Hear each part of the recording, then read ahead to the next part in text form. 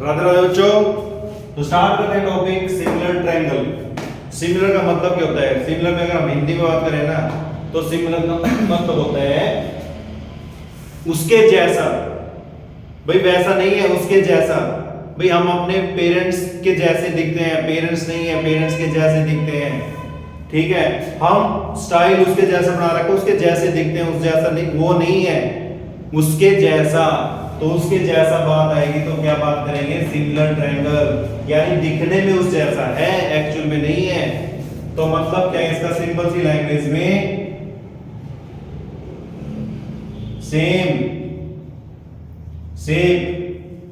Different size. Same तो आए same, size आए डिफरेंट। फॉर एग्जाम्पल मेरी शर्ट है और मेरे बच्चों की शर्ट है, वो सिमिलर हो सकती है। उसकी दो बाजू होएगी, बीच में से पोर्शन होएगा ये, तो वो सिमिलर है। तो वो क्या नहीं है? कॉन्ग्रेंट नहीं है। कॉन्ग्रेंट कब होता? जब एक ही साइज की होती, तो वो कौन सा होता? कॉन्ग्रेंट होता। अब ये कॉन्ग्रेंट नहीं है, ये सिमिलर। ठीक है, जितने भी सर्कल हैं, जितने भी सर्कल आपको बोला जाए भाई सर्कल ड्रॉ करो, तो आप कैसे करोगे? ये किया, ये किया, ये किया, ये किया। अब सारे सर्कल देखने में क्या है? गोल ही तो है, तो सारे के सारे सर्कल क्या हो गए? सिमिलर हो गए। ठीक है, और क्या हो गया? स्क्वायर। अब स्क्वायर मैंने ऐसा बनाया, आपको बोला जाए आप ऐसा बना दोगे, किसी पे पेज एक्स्ट्रा है वो ऐसा बना देगा। ठीक है, देखने में एक जैसा है। ये बोर्ड है, कौन सी शेप में है? रेक्टेंगल में। ठीक है, अब रेक्टेंगल शेप बनाओगे, ये आ गई, उससे बड़ी बनाओगे, ये आ गई। तो वो सारे की सारी क्या है? सेम शेप है, डिफरेंट साइज है। नोट चेक करो, अपनी पॉकेट में नोट चेक करो। 10 रुपीज का नोट, 20 का नोट, 100 का नोट, ये सारे साइज में कैसे हैं? सेम है। सेम नहीं है, शेप में सेम है बट साइज डिफरेंट है। अगर सेम नोट लोगे, 20 के नोट लिए, तो वो क्या आ जाएंगे? कॉन्ग्रेंट हो जाएंगे। क्लियर? तो सिमिलर में हमने क्या करना है? बेसिकली सिमिलर ट्रायंगल के अंदर हम दो प्रॉपर्टी मेन लेके चलते हैं। तो दिखाते हैं एंगल एंगल एंगल, और दूसरा क्या दिखाते हैं? Side proportional. अब 8th क्लास के अंदर एक टॉपिक होता है डायरेक्ट प्रोपोर्शनल। डायरेक्ट प्रोपोर्शनल का मतलब क्या होता है?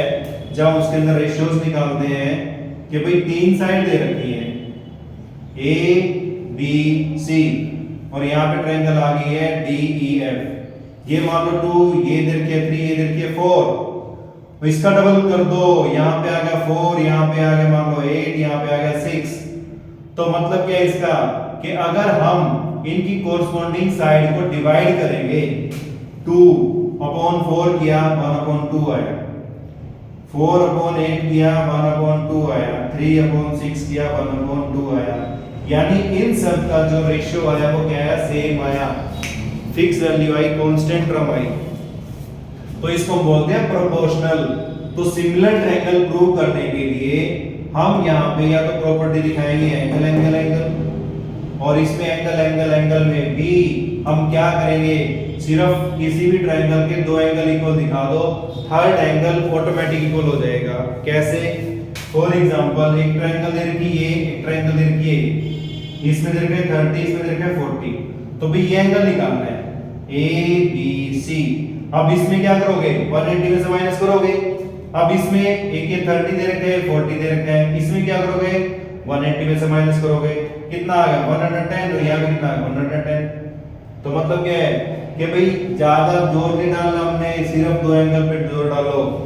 दो एंगल पे जोर डालोगे तो अपने आप पता लग जाएगा। ठीक है जी। तो स्टूडेंट्स सबसे पहले हम स्टार्ट करेंगे most important theorem according to final exam 2024, और उस थ्योरम का नाम है BPT, basic proportional theorem. First exercise में आपने बताना क्या है? फर्स्ट एक्सरसाइज में बताना है सिमिलर और कॉन्ग्रेंट। सर्कल पूछ लिया, स्क्वायर पूछ लिया, रेक्टेंगल पूछ लिया। क्लियर?